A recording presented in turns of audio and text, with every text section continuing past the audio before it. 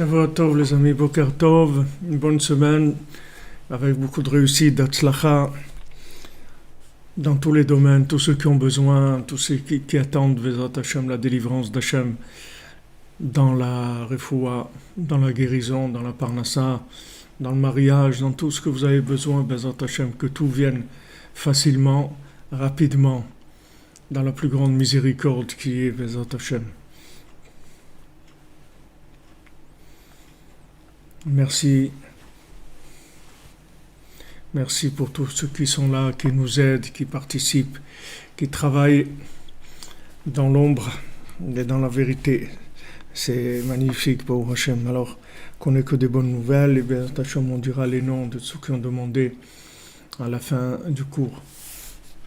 Alors on était dans notre Torah 54 sur le sujet délicat on a parlé de la viande, on a parlé des animaux, du concept de l'animal, comment il y a beaucoup de choses à corriger par rapport au concept qu'on veut nous inculquer dans ces choses-là. Et donc on continue, Rabbi Nathan il disait Prinat Shrita, Kabema Shemeta Me'eleha Inevela Ve'asura Le'achila Israël Amakadosh. Et ça c'est le principe de la Shrita, dire du sacrifice qu'on fait, pas du sacrifice mais qu'on appelle en français l'abattage rituel, parce que un animal qui est mort de lui-même, alors il est interdit, elle est interdit à la nourriture, c'est-à-dire le Ham Israël il peut pas manger de cette viande-là, parce que l'animal il est mort de lui-même, et si maintenant l'animal est mort de lui-même, il n'y a pas eu l'intervention de l'homme pour pouvoir faire un tri dans l'élévation de cet animal-là. Parce que le Ham Israël, il ne peut pas manger de cette viande-là, parce que dans cette viande-là, il y a de l'imagination. L'imagination, elle bat son plein, comme on dit, elle est au maximum. Alors, quand maintenant on va faire la shrita, c'est-à-dire l'abattage rituel, on va prendre la partie de l'animal qui concerne l'humain et on va l'élever et l'inclure dans l'humain, et la partie de l'animal qui concerne uniquement que l'animal, ça va retourner vers la terre. C'est-à-dire qu'il y a un tri automatiquement qui va se faire. C'est-à-dire qu'on va prendre le côté négatif qu'il y a dans l'animal, et ce côté négatif, il va rester dans la terre. Et le côté positif, il va monter vers l'homme. Donc, comme on a dit la semaine dernière, que maintenant, tout ce que l'animal a mangé pendant tout le temps où l'animal s'est nourri, en fait, il s'est nourri avec le minéral, le végétal, et des fois même des fois l'animal il peut manger aussi d'autres animaux. Alors cet animal en fait il travaille pour l'humain. Hachem il a fait comme ça que c'est une usine de recyclage. Et Hachem il n'avait pas besoin de faire, si c'était pas un besoin de l'homme, il n'y a rien qui existe dans le monde si c'est pas pour servir l'homme. Il n'y a rien qui a une existence en soi. C'est-à-dire tout ce qui existe dans le monde, c'est pour permettre à l'homme de s'élever. Donc l'animal, il travaille dans le recyclage, dans le tri. Il va manger soit d'autres animaux, soit des plantes, soit des choses dans lesquelles il y a du bien. Ce bien-là, il va l'élever à son niveau à lui, animal. Et une fois qu'il a élevé au niveau animal, alors l'homme, il va faire l'abattage rituel. Et dans l'abattage rituel, il va prendre tout ce qui concerne l'humain dans l'animal. Et tout ça, ça va s'élever au niveau de l'humain. Et ça va se transformer en paroles. C'est-à-dire, ça va donner des paroles. Ça va augmenter la force de la parole, c'est-à-dire de la communication. Ça va augmenter le discernement aussi dans l'homme. Et toute la partie qui ne concernait que le fonctionnement, alors tout ça, ça va retourner vers la terre. Comme l'homme lui-même, c'est-à-dire que si maintenant on arrive à inclure notre corps complètement dans notre âme, alors le corps, il n'a plus besoin de mourir. Le corps, il a besoin de mourir. Pourquoi ? Parce que le corps, il est il est au maximum, il est associé avec l'âme sur certaines affaires, dans certaines affaires. Par exemple, le Shabbat, le corps il est d'accord, il dit bon ok, le Shabbat on kiffe, on mange bien, on boit un coup, on rigole, on fait la sieste, tout ça, ok, ça m'intéresse, donc allez, on le fait ensemble le Shabbat, il n'y a pas de problème. Donc il y a des moments où il est associé, le corps, il est d'accord de partager. Mais ça ne suffit pas pour qu'il puisse rester éternel. Tandis que si maintenant le corps il s'inclut complètement dans l'âme, alors le corps il ne meurt pas. Le corps il est éternel. Et c'est ce qu'il y avait à Matan Torah. Il y avait un Matan Torah quand on a reçu la Torah. Alors tout ce qu'il y avait d'Adam Arishon, c'est-à-dire toute la faute d'Adam Arishon qui a entraîné la mort, c'est-à-dire qui a entraîné une existence du corps indépendante de l'âme, c'est-à-dire que le corps il a commencé à développer une existence indépendante à travers la connaissance, parce que la connaissance pure, c'est-à-dire qui n'est pas liée avec l'âme, c'est uniquement de l'émanation corporelle, ça n'a rien à voir avec l'autre monde. Tout ce qui est connaissance de ce monde, science expérimentale, c'est complètement animal. Ça n'a rien à voir avec l'autre monde. Tout ce qui n'est pas branché sur l'autre monde, c'est animal. C'est-à-dire que bien que ça soit hyper développé, tout ce qu'on veut et tout, mais c'est que du développement de science expérimentale. Ça veut dire que c'est basé sur les résultats analytiques des comportements de la matière. Donc tout ce qui est basé sur le comportement analytique de la matière, ça s'appelle animal, c'est pas humain. C'est-à-dire humain, c'est branché sur l'autre monde. Parce que l'humain, dans son essence, il fait pas partie de ce monde. L'humain, c'est quelqu'un, un être humain, il a une âme, et l'âme, elle n'est pas de ce monde. L'âme, elle est de l'autre monde. Et le principal de l'humain, c'est l'âme, c'est pas le corps. Le corps, c'est juste un véhicule. Maintenant, si ce corps, il est sympa, et il veut aider, etc., c'est bien. Et il va tout ce qui va aider l'âme, quand il va se retrouver dans la terre, ça va être beaucoup plus facile pour lui de se décomposer pour se réinclure dans l'âme. Et si maintenant il s'est opposé à l'âme, ça va lui coûter cher, c'est-à-dire ça va être difficile pour lui. Comme la Gemara dit dans Brachot, le Talmud dit que en fait quand il y a l'âme, quand elle se sépare du corps, alors si quelqu'un il a eu un corps qui était sportif, c'est-à-dire un corps sportif, je parle par rapport à l'âme, c'est-à-dire un corps qui était d'accord pour se lever à Hatzot, pour aller à Ouman, pour faire des choses qui lui rapportent rien lui spécialement. Qu'est-ce que ça lui rapporte? Le corps, il a envie de dormir la nuit, tu l'arrêtes au bout de 3-4 heures, tu le lèves et trucs, après il redort une deuxième fois. Lui, ça l'intéresse pas, mais il a un respect de l'âme. Il dit, bon, ok, on travaille ensemble, on est mariés ensemble et tout, donc on va s'entraider, je vais pas aller contre. Alors si maintenant le corps, il a aidé l'âme, alors la mort, la Gemara elle dit, c'est comme un cheveu qui se trouve dans du lait. C'est-à-dire on enlève un cheveu qui se trouve dans du lait. C'est comme ça la séparation de l'âme et du corps. Mais si le corps il s'est opposé à l'âme, il lui a fait des problèmes, alors après la séparation, la Gemara elle dit c'est comme du coton qui est enchevêtré dans des ronces. C'est-à-dire pour tout, il faut arracher, tout, parce que tout est accroché. C'est-à-dire, c'est tellement accroché que ça fait souffrir. C'est ça la souffrance qu'il y a après. Donc plus le corps il a aidé maintenant, plus ça va être facile. Alors il y a des, c'est-à-dire que quand il y avait les premières tables de la loi, elles étaient extraordinaires. C'est-à-dire, c'est ce que nous, on est en train d'étudier maintenant, parce que l'écoute Moharan, c'est les premières tables de la loi, ce n'est pas les deuxièmes. Et qu'est-ce qu'elles avaient d'extraordinaire, les premières tables de la loi? C'est que quand tu écoutais l'enseignement, tu devenais l'enseignement. C'est pas comme les deuxièmes. Les deuxièmes, it's up to you, c'est-à-dire, c'est toi qui décides. I am my own boss. Je suis mon patron, c'est moi qui décide ce que je veux faire de ma vie.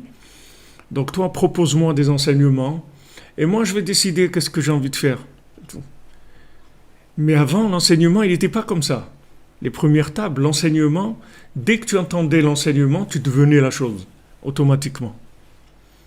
Alors aujourd'hui, qu'on se trouve dans la 50e porte, en fait, le chesed qu'Hachem nous a fait qu'on est dans la 50e porte, c'est que les premières tables, elles ne marchent plus. C'est-à-dire qu'aujourd'hui, même quelqu'un qui sait des choses, il ne va pas arriver à les vivre. Parce que dès qu'il va vouloir appuyer sur le bouton application, ça ne marche pas. L'application, elle saute. Ça ne marche pas. Il dit, mais comment? Je sais qu'il faut faire ça, et je le sais. Je sais, tout ce qui est je sais, donc il faut que je fasse, ça ne marche plus. Pourquoi? Parce que le fait qu'on est rentré dans la 50e porte, c'était la façon unique de réparer la faute d'Adam Arishon. C'est-à-dire, en fait, c'est le nivellement par la base. C'est-à-dire que qu'est-ce qu'on fait? On enlève le fonctionnement de la logique, de manière à ce que la logique, elle produise rien du tout, elle n'arrive pas de résultats, et donc, elle va être éliminée automatiquement. Elle va être éliminée parce qu'elle ne sert à rien. Elle ne sert à rien, elle amène l'homme nulle part.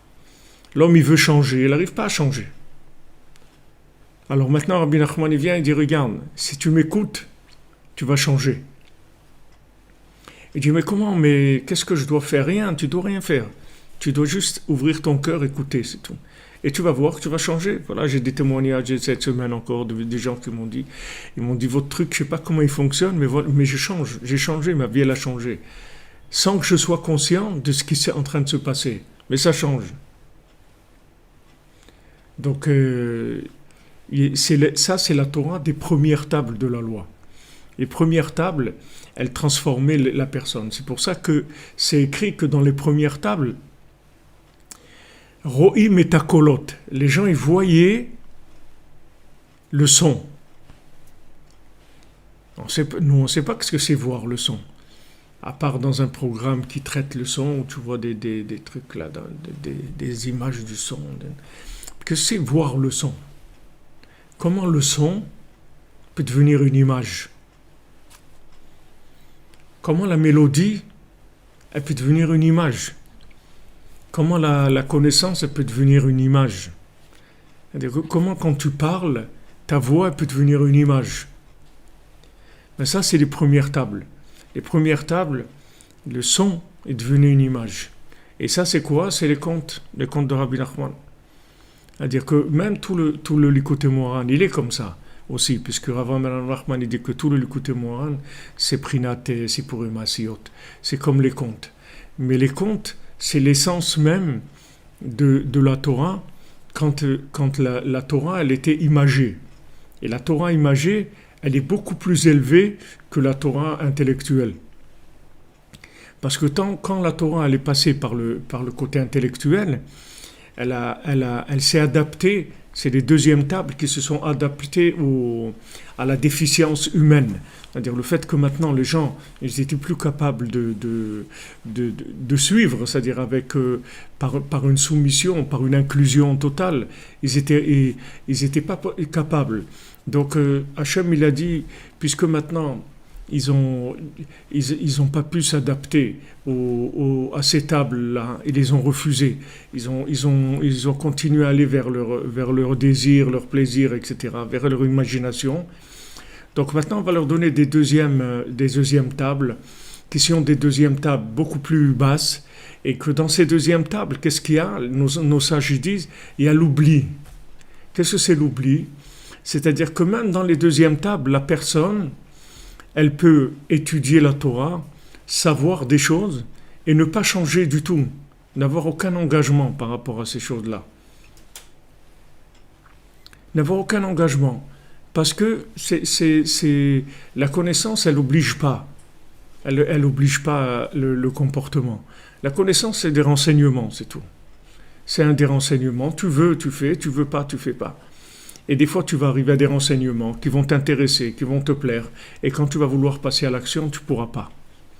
Donc ça, cet affaiblissement de la de l'application de la connaissance dans l'action, Hachem il l'a fait pour qu'on soit amené automatiquement au émettre les amito, c'est-à-dire qu'on soit amené à la vérité, la pure vérité qui sont les premières louchot. Les premières tables c'était émettre les amito, les deuxièmes c'est émettre. Maintenant, il y a quelques exceptions de gens qui sont arrivés à travers le Hémet à rejoindre le Hémet, les Amito. Mais c'est très rare. Et aujourd'hui, ça n'existe plus. Aujourd'hui, ça n'existe plus. C'est-à-dire que tout ce qu'il y a comme possibilité de Kiyum à Torah, c'est-à-dire d'appliquer la Torah, ça vient uniquement parce qu'il y a eu une Torah qui a commencé à descendre dans le monde, que cette Torah, c'est les premières tables. C'est-à-dire quand Hachem il a envoyé Rabbi Shimon Bar Yochai, le Harizal et le Baal Shem Tov, et en fin de compte Rabbeinu, c'est la Torah qui a permis de devenir l'enseignement.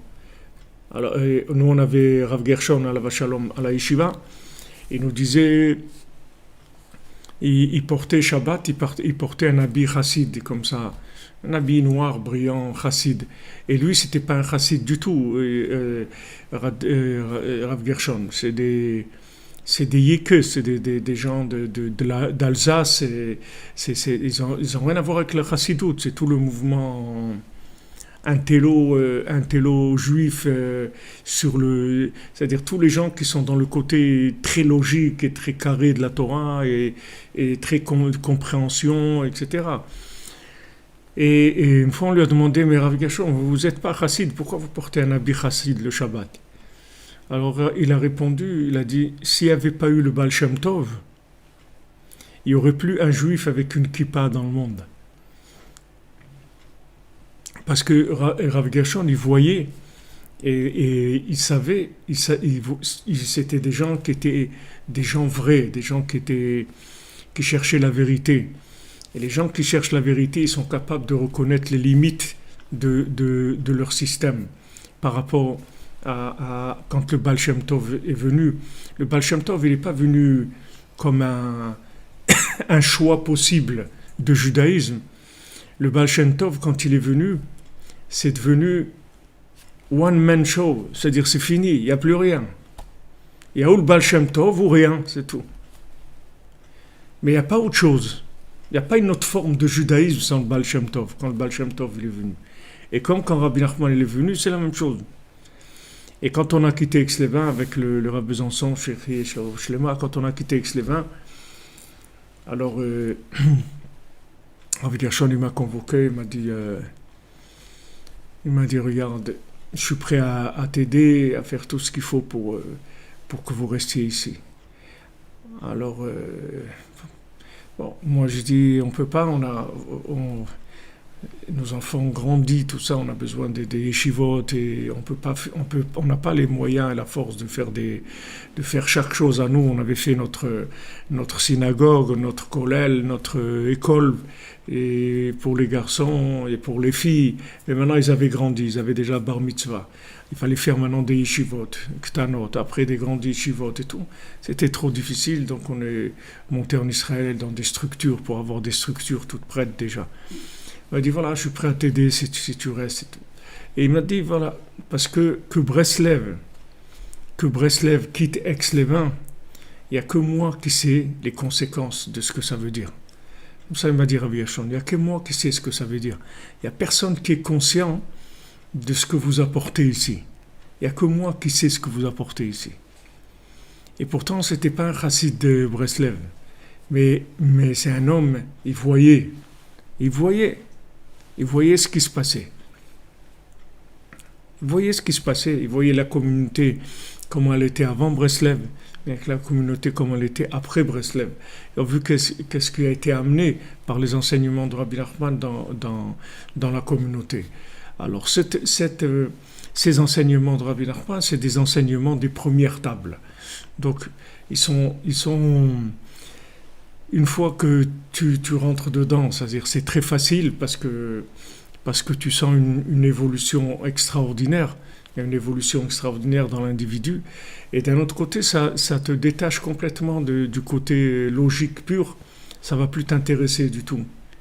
Ça ne va plus t'intéresser parce que t'es plus en, tu fonctionnes plus en mode de maintenant j'ai compris quelque chose et maintenant je vais essayer de l'appliquer. Non, c'est plus comme ça. C'est-à-dire que maintenant, tu vas plus comprendre quelque chose. Tu vas te connecter à quelque chose. Tu vas aimer quelque chose. Tu vas croire dans quelque chose et tu vas devenir cette chose-là. Par le fait que tu y crois, c'est comme ça que tu vas le devenir. Et pour Hachlema, pour Michael Rouault. Vous comprenez? C'est-à-dire que maintenant, on n'est plus dans le système, voilà, j'ai compris ci ou j'ai compris ça. Non, je vais essayer de faire des efforts pour vivre la chose, pour appliquer. C'est pas, si tu dois faire des efforts, c'est pas dans le côté application de la connaissance intellectuelle. Si tu dois faire des efforts, c'est dans la connexion. C'est là où il faut faire des efforts. Il faut faire des efforts dans l'alliance. Il faut faire des efforts dans l'alliance. C'est-à-dire le Tikkun HaKlali, il répare l'alliance. Parce qu'il y a 10 chants dans le Tikkun HaKlali. Ces 10 chants, en fait, ils sont par rapport aux 10 commandements. Ils sont par rapport aux 10 paroles de la création. Et ces chants-là, en fait, qu'est-ce qu'ils sont faits pourquoi? Pour nous connecter sur chaque parole des 10 commandements. Chaque chant, il connecte sur une parole des 10 commandements. Et quand maintenant, ce chant, il va t'ouvrir la communication avec le commandement en question, alors tu vas vivre le commandement. C'est comme danser. Tu vois, maintenant tu entends une musique. Cette musique, elle va mettre ton corps en mouvement. Elle va mettre ton corps en mouvement, d'accord? Maintenant, il n'y a aucun effort analytique qui est fait. C'est-à-dire, il n'y a pas le cerveau, il n'est pas là du tout, il ne fait pas du tout d'analyse de la musique et il transmet au corps. Il n'y a pas du tout ça. C'est-à-dire, ça ne passe pas du tout par l'intellect. C'est-à-dire, tu entends la musique et ton corps il va se mettre à bouger par rapport à la musique. C'est-à-dire, la mélodie, elle va mettre ton corps en mouvement. Pour ça que Rabbi Nachman dit que dans chaque Torah, il y a une mélodie et une danse qui va avec chaque Torah. Mais s'il avait révélé la mélodie et la danse, alors le monde entier serait inclus dans l'infini. Même les animaux, les plantes, tout s'inclut dans l'infini. Parce que c'est une mélodie qui connecte, qui aspire, qui fait rentrer complètement comme une centrifugeuse comme ça. Ça attire complètement, ça aspire, ça attire vers la chose. Complètement, cette mélodie. Donc ces deuxièmes tables, elles étaient intellectuelles. Les premières, elles étaient Naaseh Venishma. C'était système Naaseh Venishma, c'est-à-dire on va faire, on va devenir, on va faire. Et après, il y aura une compréhension éventuellement. Mais c'est pas nécessaire. C'est pas nécessaire. Si on a besoin, alors oui, mais c'est pas nécessaire. C'est pas indispensable en tout cas. Mais ça, c'est les premières tables. Mais les deuxièmes, elles avaient dedans l'oubli. L'oubli, ça veut dire qu'à un moment, tu peux t'oublier. Tu peux t'oublier. C'est-à-dire que tu peux avoir des connaissances. Et pour l'instant, tu les mets de côté parce que maintenant, tu as envie de te comporter comme un animal momentanément. Donc, tu vas laisser ta connaissance de côté et tu vas te comporter comme tu as envie de comporter, comme un consommateur. Mais les premières tables ne te permettaient pas ça. Les premières tables, dès que tu les entendais, tu devenais automatiquement. Il n'y a pas de possibilité de dire « bon, je vais réfléchir ». Il n'y a rien à réfléchir. Tu deviens, c'est tout. Tu deviens. C'est comme la Torah, elle dit, voilà, un homme et une femme, quand est-ce qu'ils s'aiment? C'est quand ils ont un enfant. Vayou les basar echad. Tant que deux, ils ne sont pas devenus un, ça ne s'appelle pas de l'amour, Ça s'appelle pas aimer. Aimer, il faut que les deux, ils aient disparu dans la forme qu'ils ont, solaire et lunaire, et qu'ils aient donné un être. Que les deux, ils aient donné une seule personne. Ça s'appelle l'amour. La Torah, elle te dit, voilà, c'est ça l'amour. Maintenant, dans le monde, vous voyez que toutes ces notions, on en parle, mais les gens ne savent même pas de quoi ils parlent. Ils parlent de l'amour, les trucs, mais ils ne savent pas de quoi ils parlent. Ils ont tout rendu animal, c'est-à-dire ils ne savent pas de quoi ils parlent. L'amour, c'est deux qui devient un. C'est ça l'amour. Aimer, ça veut dire devenir. Devenir la chose que tu aimes. Alors quand on parle d'attachement au tzaddik, qu'est-ce que c'est l'attachement au tzaddik? Rabbeinu dit, c'est quoi le itkashrut la tzaddik? L'attachement au tzaddik, c'est aimer le tzaddik. Aimer le tzaddik. Aimer, ça veut dire devenir la chose. Dans le négatif aussi, c'est comme ça. Comme le Baal Shem Tov dit à ses élèves, il y avait quelqu'un qui était en train de manger de la viande avec beaucoup de plaisir et tout. Il avait sa tête complètement dans la viande, son cœur tout dans la viande. Alors le Baal Shem Tov dit, est-ce que vous voyez que ce monsieur-là, il a une tête de vache maintenant? Mais le Baal Shem Tov, il voyait il voyait plus une tête humaine. Il voyait que la personne, elle était une vache maintenant. Pourquoi? Parce qu'elle aime tellement, elle est tellement rentrée de là-dedans qu'elle est devenue la vache. Parce qu'elle aime tellement qu'elle est devenue la chose. Alors un véritable couple, c'est ça. C'est-à-dire qu'ils s'aiment tellement qu'ils sont devenus un. Voilà un enfant. Qu'est-ce que c'est cet enfant? C'est tous les deux qui ont mis de côté leur côté spécifique à chacun et qui ont été d'accord de devenir l'autre. Alors ils ont donné un enfant. Cet enfant, c'est tous les deux dans un. Voilà, ils sont devenus echad. Alors les premières tables, c'était comme ça. C'est-à-dire que il y avait une telle conscience d'amour de la parole divine qu'automatiquement tu devenais la parole divine. Ça existe dans le monde. C'est-à-dire cette notion-là que je vous dis maintenant, c'est quelque chose que tout le monde vit. Seulement les gens, ils ne savent pas techniquement vraiment comment ça fonctionne. Mais par exemple, quand tu adhères à des idées politiques ou quand tu adhères à des idées sociales ou sociologiques ou littéraires ou culturelles ou humaines, des valeurs humaines, etc., tu adhères à ces choses-là, ou des gens qui adhèrent à l'écologie ou des choses. Alors il y a une partie d'eux-mêmes qui devient cette chose-là. C'est-à-dire ils deviennent militants pour une cause, ou ils s'incluent dans cette cause et tout. Mais tout ça, comme maintenant ça reste dans un niveau de compréhension, ça ne permet pas la fusion totale de l'individu dans cette chose-là. L'individu il va fusionner partiellement par rapport à ça, mais il va avoir sa vie à côté. Il va avoir son travail ou sa façon de voir les choses, etc. à côté. Il a une vie à côté. Mais il n'a pas que ça.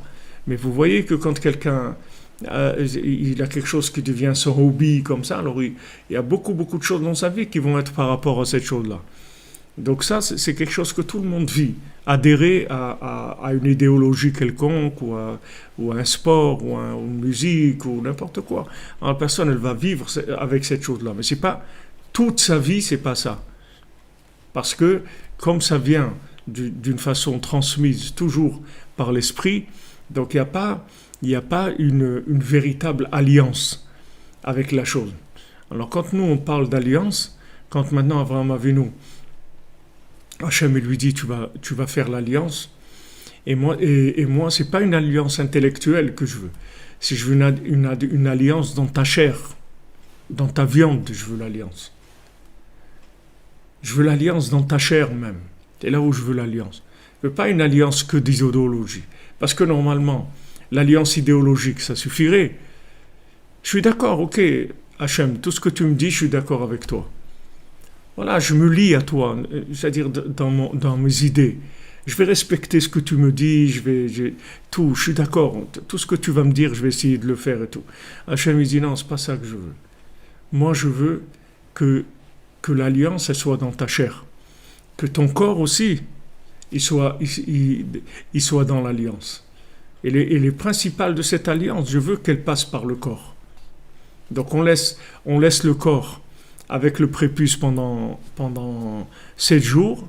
Après, le 8e jour, on fait la Mila. Maintenant, pendant ces 7 jours, qu'est-ce qu'il va y avoir? Il va y avoir les 7 principes des 7 sphirotes qui vont se mettre sur l'alliance. Et après le 8e jour, on va couper le prépuce pour dire voilà, toutes ces compréhensions-là qui viennent des 7 sphirotes, tout ça on l'inclut dans la 8e dimension, c'est-à-dire tout ça on l'inclut dans l'infini. Comment on fait l'infini? Le signe de l'infini c'est un 8 qui est couché, c'est la 8e dimension, l'infini. C'est les 8 nérotes de Hanouka. C'est Yosef Hatzadik. C'est toutes ces notions de connexion, Eretz Israël, Ouman, c'est toutes ces notions de connexion qui amènent dans la 8e dimension.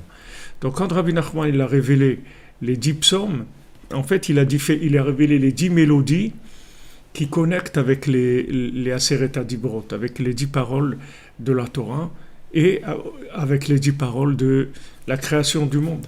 Hachem il a créé le monde avec 10 paroles.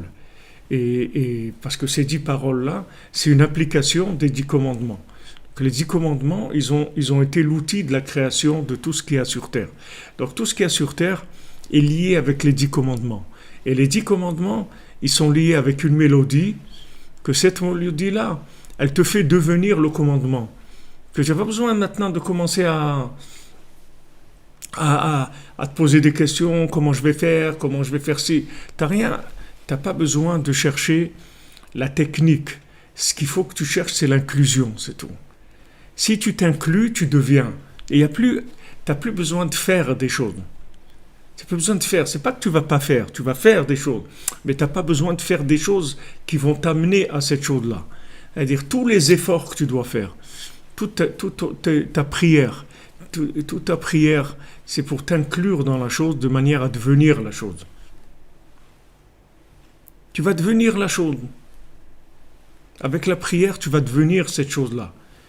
C'est-à-dire avec la émouna, avec la foi, tu vas devenir la chose.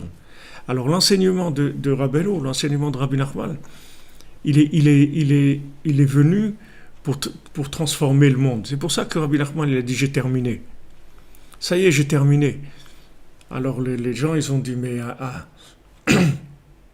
comment tu as terminé? Mais voilà, il y a des problèmes et tout. Non, il n'y a plus de problèmes. C'est fini. Mais on voit qu'il y a encore des problèmes. Ce sont des problèmes momentanés, que ces problèmes-là, ils vont être résorbés complètement. Ils vont être résolus complètement. Parce que du moment où ces enseignements, ils sont rentrés dans le monde, ils vont commencer à agir. Ils vont commencer à agir. En 1989, il y avait quoi? 1000 personnes qui sont venues à Rosh Hashanah, 1500 personnes. Voilà, aujourd'hui, vous avez 100 000. Ok. Maintenant, ça stagne un peu depuis 4-5 ans. Il y a de la résistance. Mais cette résistance, elle va tomber. Toute la résistance, elle va tomber. Sans rien. Comme Rabbeinu dit, Mashiach, il ne tirera pas un seul coup de fusil. Mashiach, il ne va pas du tout utiliser la moindre agressivité, même pas intellectuelle. Même pas essayer de faire des débats pour convaincre les gens. Il va chanter une chanson, c'est tout. Il va chanter une chanson. Les gens, ils vont devenir, c'est tout. Ils vont être charmés, ils vont devenir, c'est tout. Mais il ne va pas expliquer des choses. Et si tu regardes bien, Rabbi Nachman ne t'explique rien du tout. Il ne t'explique pas, c'est-à-dire il ne s'adresse pas du tout à ta logique. Il ne s'adresse pas à ta logique. C'est un chant. C'est un chant qui est dans des mots. Mais c'est un chant. C'est Rohim et Takolot, c'est-à-dire ce sont des voix qui sont rentrées dans le côté de l'image qui va se graver dans le cœur. Et cette image, elle va se graver dans le cœur. Quelqu'un m'a demandé Shabbat, m'a dit, mais comment il va faire Mashiach avec tout le monde?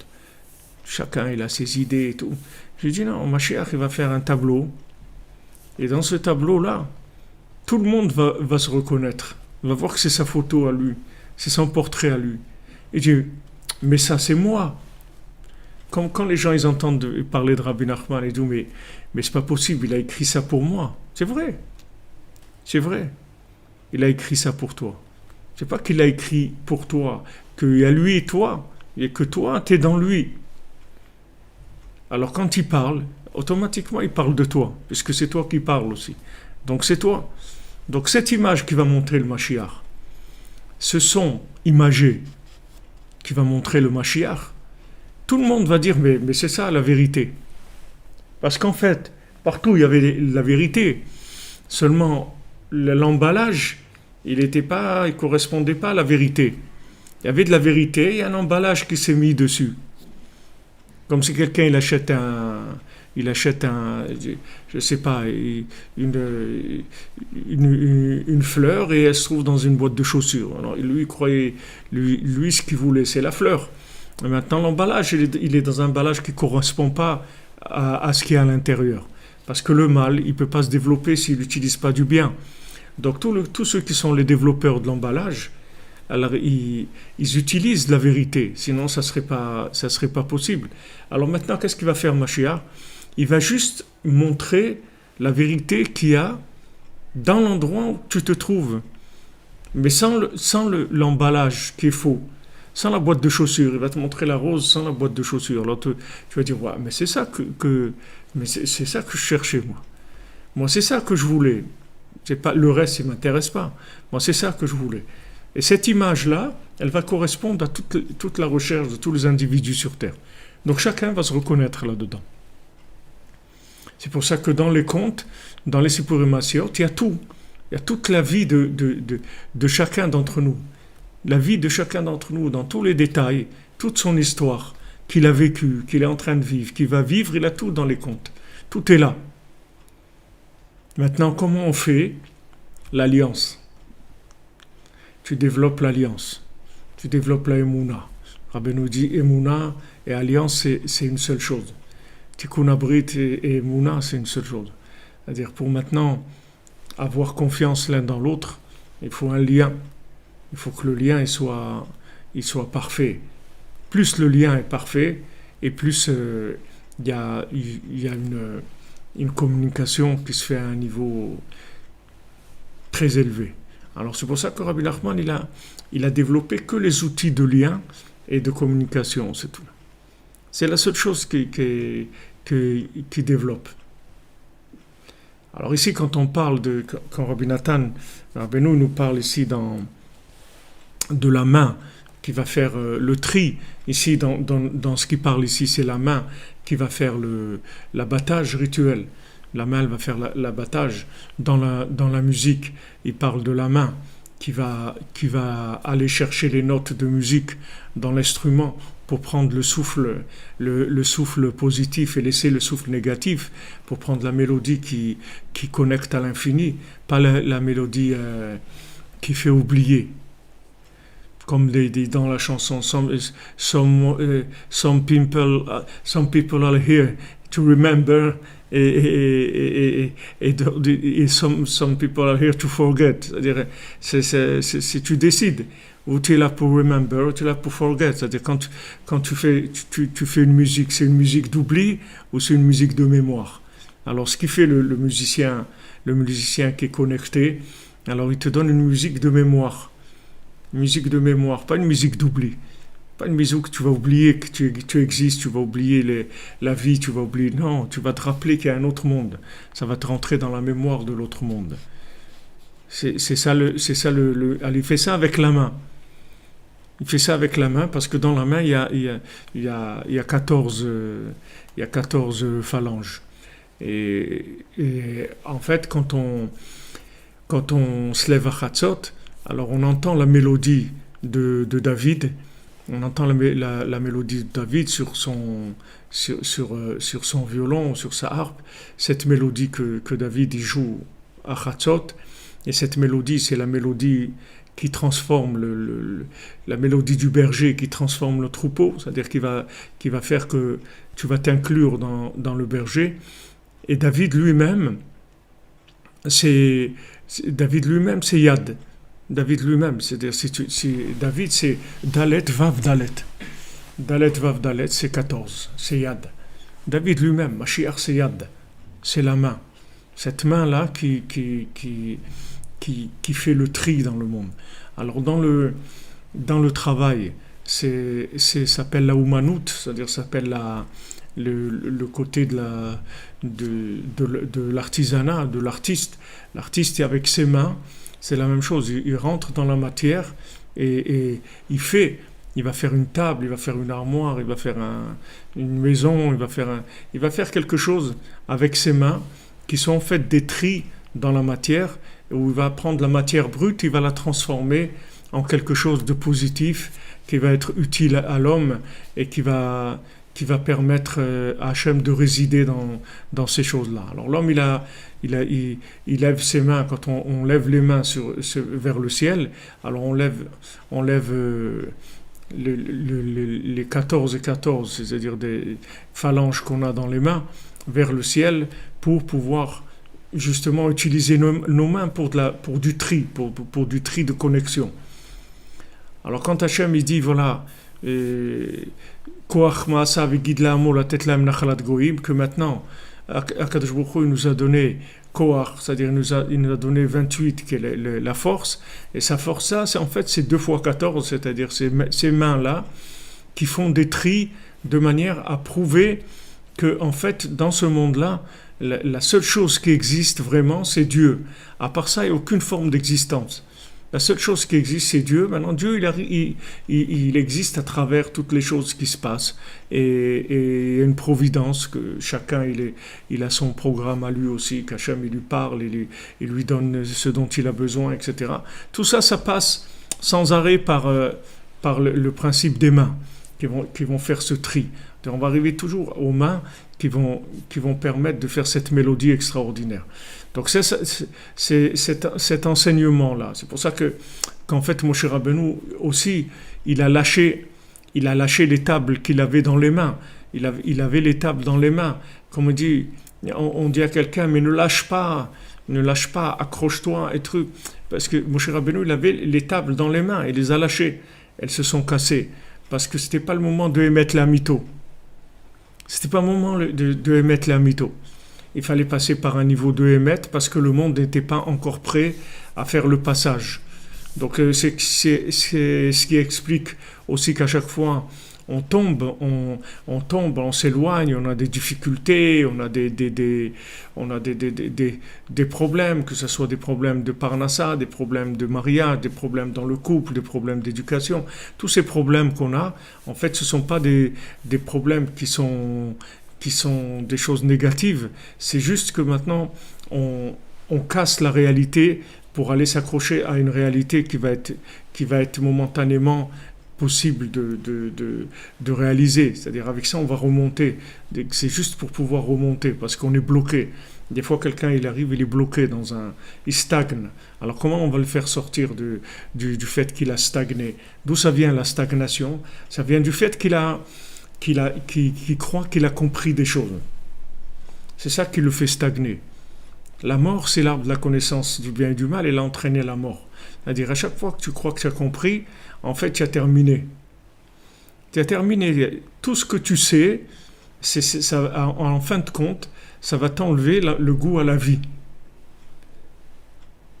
Après, tu n'as plus envie de vivre. Pourquoi les vieux, ils arrivent, ils n'ont plus envie de vivre? Ça y est, pourquoi? Parce qu'ils savent trop de choses. C'est pas qu'ils savent trop de choses. Ils savent vraiment pas grand-chose. Mais seulement, ils se sont fixés un but d'atteindre quelque chose dans leur vie. Et quand ils l'ont atteint, alors cette chose-là, ça y est, elle les a... Ok, ils arrivent à un blocage, il n'y a plus rien après ça. C'est-à-dire la compréhension, c'est elle qui entraîne la mort. Si on ne savait rien, vraiment, alors on vivrait éternellement. La seule chose qui nous fait mourir, c'est parce qu'on sait des choses, c'est tout. Moins tu sais, plus tu vas vivre. Parce que tu vois, si tu sais rien, si tu n'as aucun préjugé sur personne, et tu connais personne, même toi tu ne te connais pas, tu te lèves le matin, Hachem il t'a dit regarde, moi j'ai recréé le monde aujourd'hui, c'est pas le monde d'hier, c'est un nouveau monde. Toi tu es nouveau, le monde est nouveau, tout est nouveau. Mais tu n'arrives pas à lâcher, c'est-à-dire tu amènes des connaissances de la veille, de l'avant-veille, il y a des semaines, il y a des mois, il y a des fois même des réincarnations de connaissances, de vieilles connaissances. Et ça, tu ne comprends pas que ce que tu sais, c'est ça qui t'empêche de vivre. Parce que si tu savais rien, tu vivrais. Et tu vivrais heureux, parce que tu vivrais qu'avec de la marchandise fraîche. Que du fraîche. Ce n'est pas des trucs de congélateur. Tu vivrais avec du frais. Tandis que quand tu sais des choses, tu consommes du manger congelé, qui n'a aucune vitalité dedans. Tout ce qu'il y avait de vivant, ça a été tué par la congélation. C'est-à-dire tout ce qu'il peut y avoir de vivant, tu l'as tué par la connaissance. Tu en as fait de la connaissance et tu l'as stocké quelque part. Donc tu vis avec des connaissances stockées. Et ces connaissances stockées, elles t'empêchent de vivre. C'est pour ça que Rabbi Nachman, quand il a amené les Sipurim Asiot, il a dit, je vais vous amener une chose, un enseignement qui inclut toutes les connaissances du monde, mais qui est un vêtement dans lequel il n'y a aucune connaissance. Rien. Il dit que même l'histoire elle-même, c'est une belle histoire. Même l'histoire elle-même, c'est une histoire qui est bien et on peut apprendre des choses et tout, mais c'est minime. C'est-à-dire le message, il vient de l'infini et il a une forme d'histoire. Vraiment, c'est une histoire, quelqu'un qui raconte une histoire. Donc c'est que des images et il n'y a pas du tout de côté intellectuel. Alors aujourd'hui qu'on est dans le monde de l'image, Hachem il a fait ça. Parce que c'est la seule chose qui va nous amener le Mashiach. Le Mashiach il va venir par l'image. C'est l'image qui va l'amener. C'est la communication. Tu vois, les gens ils font des selfies, des trucs, ils s'envoient. Où est-ce que tu es Alors ils ont l'impression d'exister, c'est-à-dire ils existent parce qu'ils sont là. Voilà, ils t'ont envoyé une petite vidéo que maintenant ils sont là en train de se promener là-bas aux eaux, de trucs, et voilà, les gens ils existent à travers ça. Avant, les gens ils n'existaient pas à travers ça. C'était une autre forme de vie. Si quelqu'un voulait exister, il écrivait un livre, ou il racontait des choses, ou il exprimait ce qu'il ressentait, de la poésie, des choses et tout. Maintenant, c'est plus ça. C'est-à-dire que on fonctionne par l'image. C'est l'image qui nous donne la conscience de l'existence. Donc maintenant, Mashiach, il va fabriquer une image, c'est-à-dire il va inspirer une image qui mettra tout le monde d'accord. Tout le monde va être béchalom. Parce qu'en fait, sur l'intérieur, tout le monde est d'accord. Là où il y a de la dispute, c'est sur l'emballage, sur la forme d'emballage. Les gens qui ont confondu l'emballage avec l'intérieur, qui ont associé les deux. Mais quand Mashiach il va venir, il va enlever tous les emballages. Il va y avoir que la vérité de l'intérieur, et tout le monde va voir qu'en fait, tout le monde cherchait la même vérité. Il n'y avait personne qui était différent de l'autre.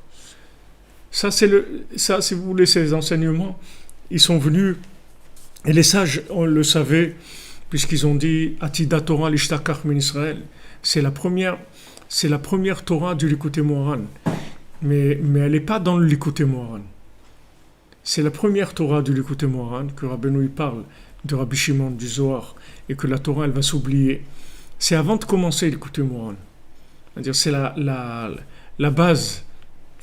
Il n'a pas mis dans le Likutei Moharan lui-même. C'est-à-dire tu dois savoir ça avant que tu commences Likutei Moharan. Il faut que tu saches que tu rentres dans un livre dont le but c'est pas du tout la connaissance intellectuelle. C'est un livre de branchement, de connexion. C'est un livre d'image, de connexion par l'image, c'est tout. Mais c'est pas un livre de connaissance. Il faut que tu saches ça. Pourquoi ? Parce que les sages, ils ont dit Atida Torah l'ishtakach mi Israël. Ils sont réunis dans Kerem Sheli Avnei, les Chachamim, ils ont dit la Torah, elle va s'oublier. Parce qu'ils ont vu qu'à un moment, le cerveau, l'intellect, il serait plus capable de suivre. Donc ils ont dit ça va s'oublier. Il est venu Rabbi Shimon, il a dit non, ça va pas tout s'oublier. qui l'otishakar mi Pizarro shel Yochai. C'est-à-dire de la descendance de Yochai, il va y avoir Rabbi Shimon qui va amener le Zohar. Et le Zohar, c'est le début du retour des premières tables. Le Zohar, c'est le début. Après, ça continue avec le Harizal, avec tous les livres qui sont écrits, tous les livres de Kabbalah, le Pardes Rimonim, tous les Sfarim de Rabbi Chaim Vital, le Etz Chaim, tout ça, tous ces livres-là, ils ont commencé à faire venir les premières tables. Mais le problème, c'est que quand c'était au niveau de Rabbi Shimon, du Harizal, et tout, ça restait quand même une connaissance de haut niveau, c'est-à-dire quelque chose qui était très technique. Et pour y avoir accès, ce n'était pas populaire du tout. Maintenant, c'est descendu, le Baal Shem Tov, il a rendu beaucoup plus populaire. Et Rabbi Nachman, il a ouvert, pas que populaire, il a ouvert pour tous les individus, tous les genres de vie qu'il y a sur Terre. Tout. Il n'y a personne qui ne va pas s'identifier avec ces enseignements. Personne. Tout le monde va s'identifier. Parce que c'est les premières tables. Et les premières tables, elles vont enlever la mort. C'est-à-dire, la mort, elle va disparaître grâce à ça. Il n'y aura plus de mort. C'est fini. Les gens, ils vont vivre éternellement. C'est ça qu'il va y avoir comme pour faire la résurrection des morts. On va ressusciter les morts. Et parce que ces enseignements-là, ils vont connecter automatiquement à la vie éternelle. Ils vont annuler tout le problème, toutes les conséquences, du Chet d'Adam Arishon. La faute d'Adam Arishon, elle a entraîné la mort par le fait qu'elle a montré une forme de vie qui est basée sur la connaissance. Donc c'est ça qui a entraîné la mort. Donc à chaque fois que vous avez de la connaissance, il faut faire attention de la remettre en question et de l'annuler par la prière et par la émouna, en disant même si j'ai compris des choses et tout, mais je sais que j'ai même pas commencé à comprendre encore. C'est une partie, c'est une approche, c'est tout, mais c'est pas de la compréhension. Je maîtrise pas du tout la chose. Et ça t'ouvre à la connaissance infinie qui vient chaque jour dans le monde. Et cette connaissance-là, elle donne la vie. Tout simplement, elle donne la joie de vivre, elle donne la vie, elle donne envie de faire des choses extraordinaires, parce qu'en fait, le monde entier se renouvelle. Hachem, il t'envoie des messages sans arrêt. Il y a des changements qui sont complets, total. Ça change, tout change tous les jours. Seulement, l'enregistrement de la connaissance, ça empêche d'aller vers la vie. Ça empêche de découvrir des choses nouvelles. Il y a pas, la personne, elle est trop conservatrice parce que c'est sécurisant de savoir des choses, etc. Tu as l'impression. Mais sache que tout ce qui est connaissance, en fait, ça n'entraîne qu'une vie animale, pas autre chose. Tu ne peux pas aller plus loin que ça, que la vie animale. Même si ça a l'air intellectuel et très, très élevé et tout, mais ça reste dans... Tu ne sais pas ce que c'est du tout, l'humain et la communication. Tu n'es pas conscient de ce que c'est. Même si tu crois que tu communiques, mais tu communiques comme des vaches, elles communiquent. Tu ne sais pas ce que ça veut dire. Une fois que tu vas savoir ce que ça veut dire, tu vas rentrer dans ces enseignements des Sipurim Masiot, tu vas voir ce que ça veut dire. Tu vas comprendre.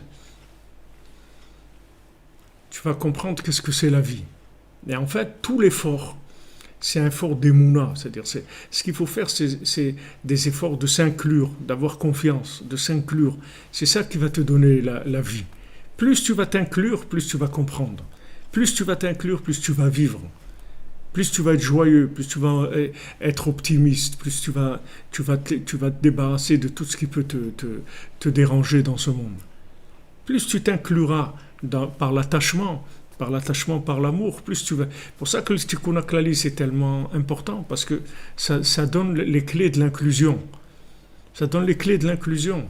C'est-à-dire que, en fait, chaque mizmor, chaque paragraphe du Tikkun HaKlali, il te connecte. Il te connecte à une des 10 paroles des 10 commandements et des 10 paroles de la création. Donc c'est ça qui te donne la vie. En fait, la vie, c'est l'alliance, c'est tout. Ça s'appelle la vie. Comment on donne la vie? Par l'alliance, c'est-à-dire qu'il donne la vie. Et Hachem, il voulait que cette alliance, elle aille dans le corps même. Dans le corps. C'est pour ça qu'Avraham Avinu, il n'a rien commencé tant qu'il n'y a pas ça.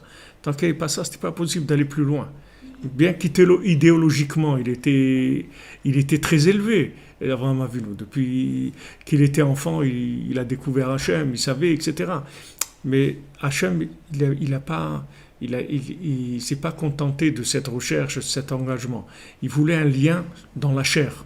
Maintenant, le fait qu'il y ait un lien dans la chair, alors ça branche sur le lien de toute la matière. C'est toute la matière, puisque le corps, il a été fait à partir de la terre. Donc dans notre corps, on a tout. On a le minéral, on a le végétal, on a l'animal, et on a éventuellement l'humain aussi, qui peut résider dans le corps. Donc on a tout dans notre corps. Alors quand maintenant il y a eu l'alliance dans la chair, ça a permis la connexion avec Dieu dans tous les éléments du monde. Donc c'est pas que une approche. C'est pour ça que Abraham Avinu, il voyait qu'il ne pouvait pas avoir d'enfant. Alors j'aime lui dire, regarde, là où tu regardes, dans les astres, tu vois que tu ne peux pas avoir d'enfant. Mais en fait, les astres, toute la connaissance des astres et tout, c'est quelque chose d'intellectuel de ce monde. Ce n'est pas quelque chose de l'autre monde. Il a dit, mais au-dessus des astres, tu saches que tu peux enfanter. Au-dessus des astres, tu peux enfanter. Ça veut dire, il y a en dessous les astres et il y a au-dessus des astres. Il y a la Torah des premières tables qui sont au-dessus des astres. Et la Torah des deuxièmes tables, elles sont en dessous les astres. C'est-à-dire que tu vois tout par rapport à une certaine logique. Mais les premières tables, elles ouvrent tout le monde au miracle. Maintenant, ça s'appelle miracle par rapport aux deuxièmes tables. Mais par rapport aux premières tables, ce n'est pas des miracles. C'est la vie normale, c'est tout. C'est la vie normale. Comme il disait en Israël Ben Gurion, en Israël, celui qui ne croit pas au miracle, il n'est pas dans la réalité. Il ne vit pas dans la réalité. C'est-à-dire, il n'est pas logique, il n'est pas... Parce que la logique d'Israël, c'est des miracles. Pourquoi ? Parce que c'est une inclusion dans un niveau qui est au-dessus du fonctionnement. Israël reste fonctionner sur les premières tables, pas sur les deuxièmes. Donc tout se fait complètement différemment. Tout se gère complètement différemment. Et en fait, on gère plus les choses avec ce qu'on sait, on gère les choses en étant avec, c'est-à-dire en étant avec Hachem, en étant avec le tzaddik, en étant avec notre âme, en étant avec notre conjoint, en étant avec notre... C'est-à-dire on est avec eux. C'est comme ça qu'on gère les choses. On ne cherche pas des ressources intellectuelles pour comprendre notre vie et essayer de résoudre. Non, on ne cherche pas à comprendre, on cherche à être avec les éléments qu'on a autour de nous. Si on était les choses qui nous entourent, alors on serait nous-mêmes. Il faut être avec ce qui est autour de toi, dans chaque journée, ce qui se présente à toi. Tu dois être avec ça. Et c'est ça la vie, et c'est ça toi-même, c'est comme ça que tu vas progresser.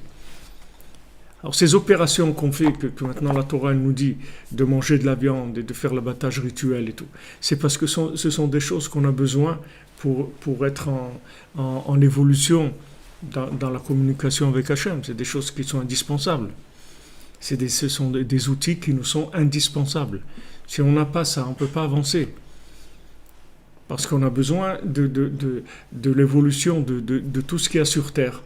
Que ça arrive toujours à retourner vers de la parole, que ça monte au niveau de la parole, de la communication. Donc c'est ce qu'on fait. On fait que quand on fait l'abattage rituel, on a transformé tout le minéral, le végétal, l'animal, on a transformé en parole.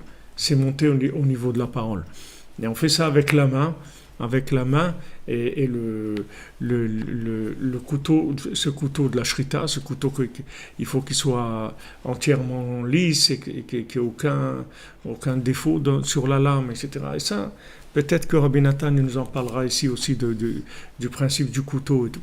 Et pour l'instant, ce qu'on voit, c'est que la main, elle va permettre, c'est exactement comme de la musique, c'est la même chose.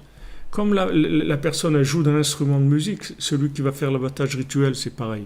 Il va libérer le côté humain qui était dans l'animal, et tout ce qui est purement animal, ça va retourner vers la terre. C'est ce que la personne elle fait avec les notes de musique. Elle va prendre de ces notes-là la mélodie, et tout ce qui n'est pas la mélodie, ça va rester là-bas.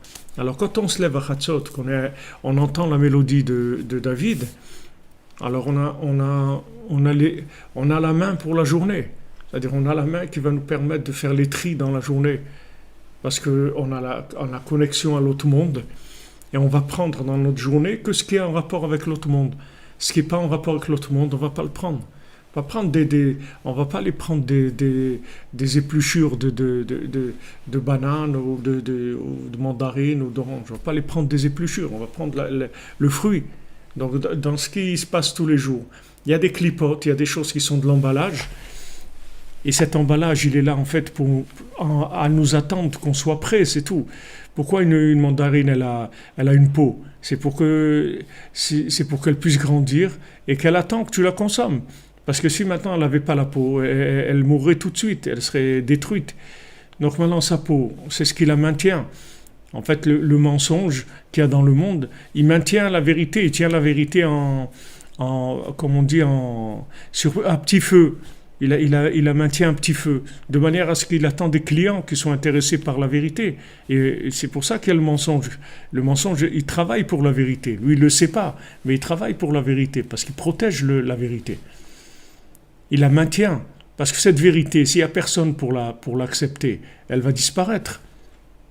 S'il n'y a personne qui la cherche, elle va partir. Alors maintenant, cette clipa-là, qu'est-ce qu'elle fait? Elle la garde, en attendant qu'il y ait un client qui vient l'acheter.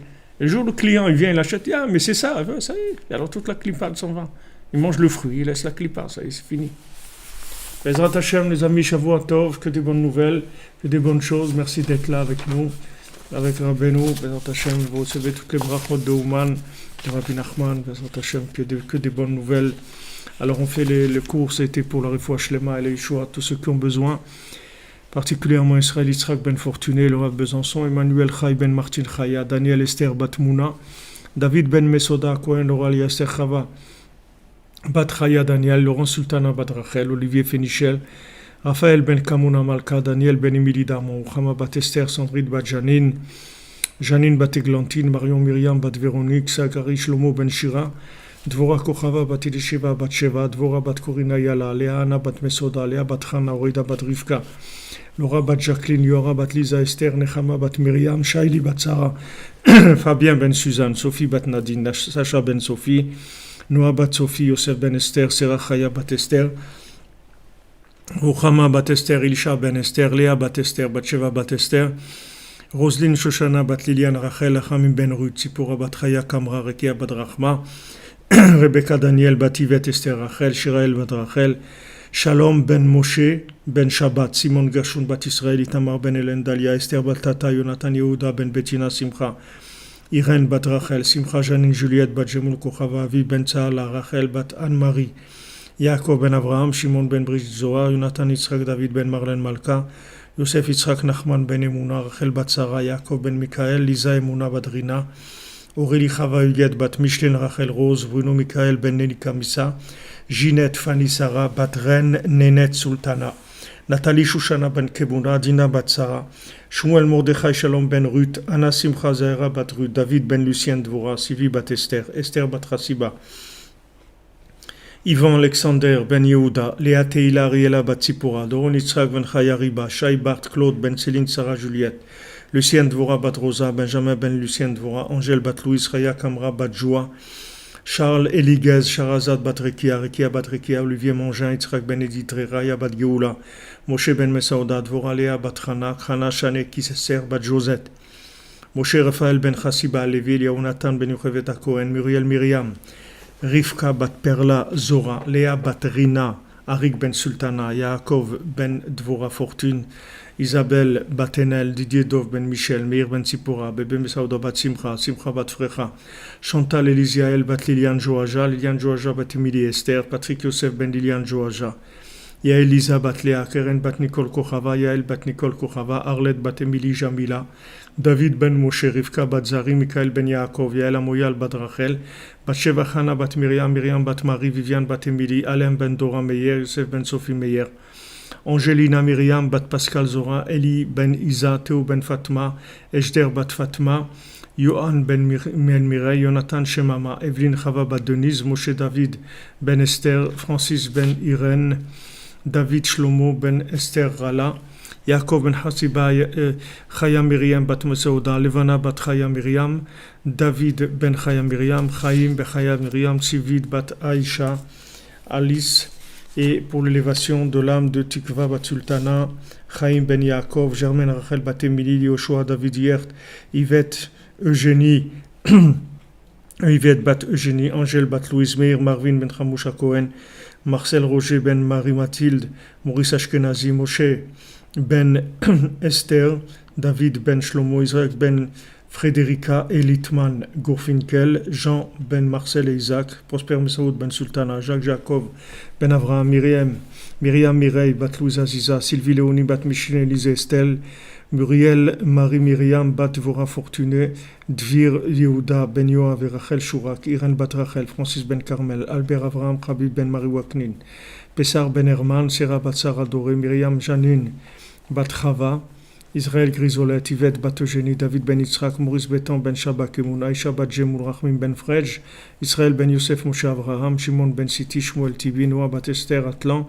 Shlomo ben Mesoda, Myriam bat Rachel, Shish, Jonathan Chaim Hamouch ben Gabriel, Émilie Jamila bat Fakhri.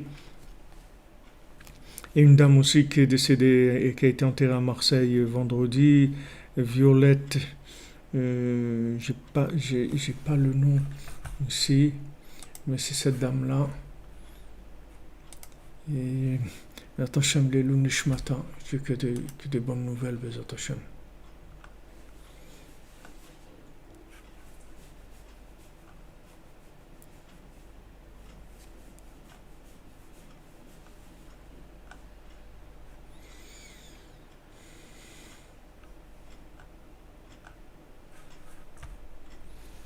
Meir, élévation de l'âme de Meir ben Eugénie. Il a été enterré vendredi en Eretz.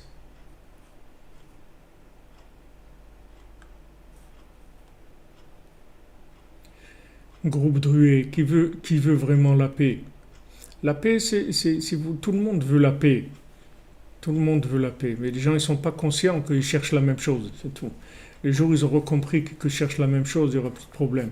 Il faut Shlema pour Nejba Batester, qui se fait opérer demain matin, Bezat Hashem, que l'opération se passe bien et qu'elle sorte complètement guérie, Bezat Hashem.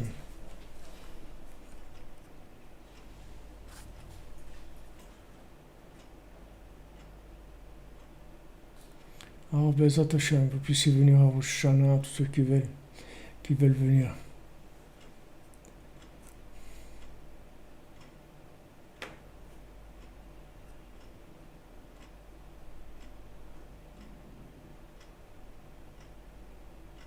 Michael Rouault, Bezat Hashem, Refoua Shlema. Voilà, je lis vos messages à la fin. Nejma Bassester, Refoua Shlema.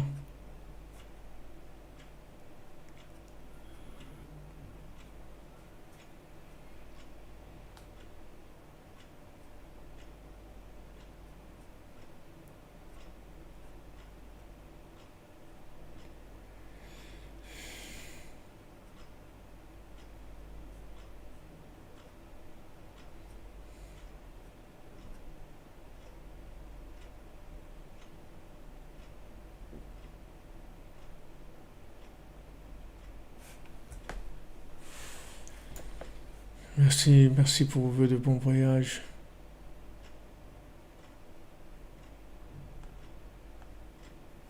Metzlacha.